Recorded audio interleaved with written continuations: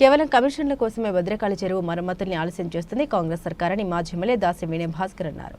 భద్రకాళి ఆలయాన్ని ఆనుకొని ఉన్నటువంటి చెరువు ఒక చరిత్ర కూడా మనకు తెలియంది కాదు.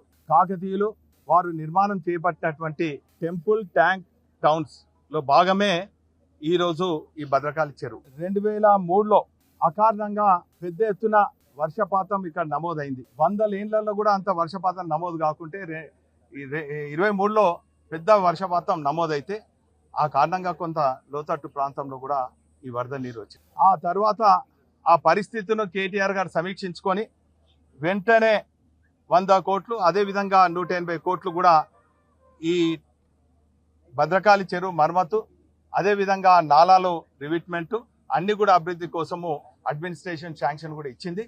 కొన్ని పనులు కూడా అయ్యే క్రమంలో ఎన్నికలు వచ్చినాయి.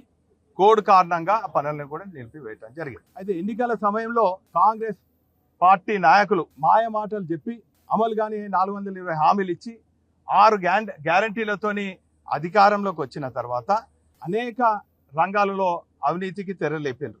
అందులో భాగంగా మరి భద్రకాళి చెరువులో కూడా పూడికతీత పేరుతోని సుందరీకరణ పేరుతోని అవినీతికి తెరలేపారు. ఈ టెండర్లు మేం దక్కించుకోవాలని మంత్రులు, ఈ టెండర్లు మేం దక్కించుకోవాలని ఎంపీ, ఈ టెండర్లు మేం దక్కించుకోవాలని ఎమ్మెల్యే, ఈ టెండర్ మేం దక్కించుకోవాలి పర్సెంటేజ్ రావాలని మేయర్, అందరి మధ్యలో సమన్వయం లేక మరి కొంత ఆలస్యమైంది. మరి ఇందులో సందట్లో సడేమి అన్నట్టు మేము కూడా ఇంట్లో అవినీతిలో భాగమవుతాం అని చెప్పి ఇది వాస్తవంగా ఐబీ కార్పొరేషన్ చేయాలంటే కూడాల పేరుకపోయినటువంటి 2 బినామీ నాయకులు బినామీ కాంట్రాక్టర్లకు కూడా దక్కించే ప్రయత్నం చేసిండ్రు.